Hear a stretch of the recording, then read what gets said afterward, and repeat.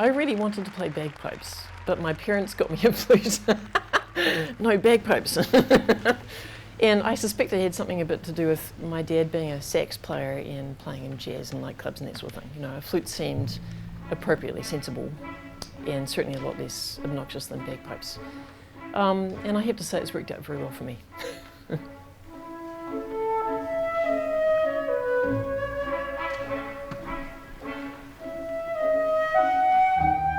I'm a New Zealander and I went to study in New York from graduate school. I just love the States.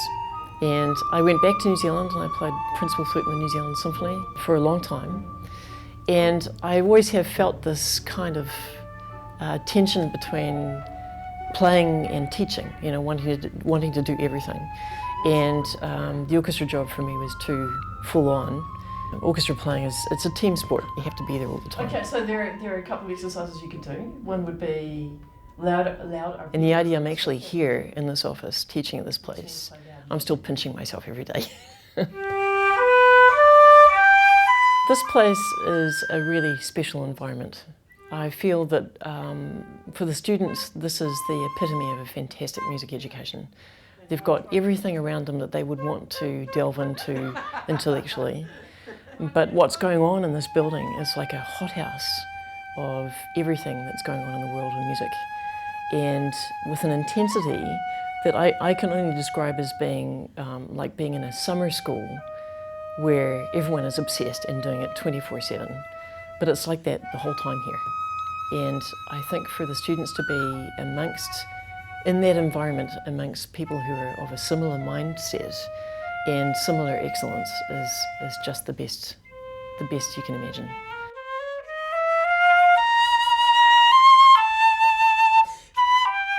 I encourage my students, because we've got such a world of opportunity, I try to encourage them to think about what they want to do.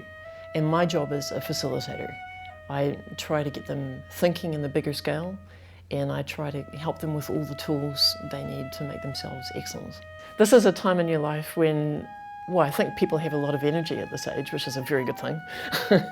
And the combination of curiosity and developing opinions, developing a personality, and being able to just spend hours and hours and hours a day at it, it's a very special magic time.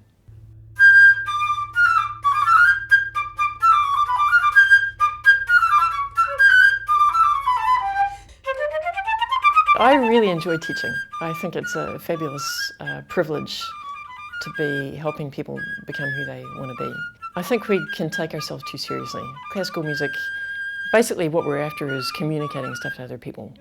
And if you don't take yourself too seriously, that's much easier to do. Have a great day. You have a good weekend.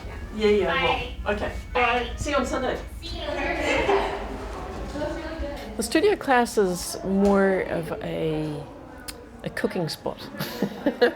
I think I look at the studio class as being an opportunity for people to get up and get nervous. Obviously, playing for your peers is the hardest thing.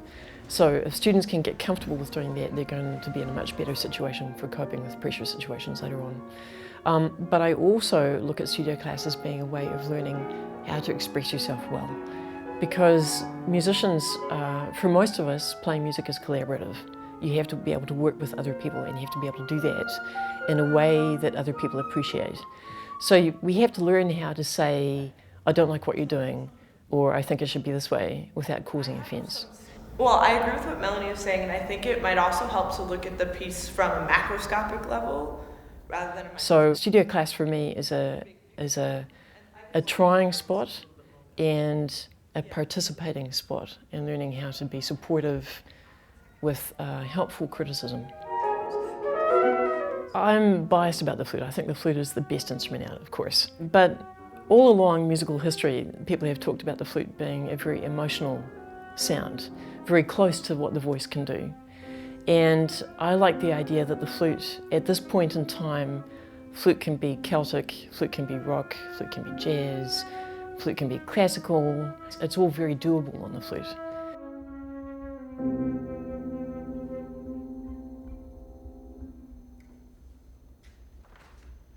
Flute can be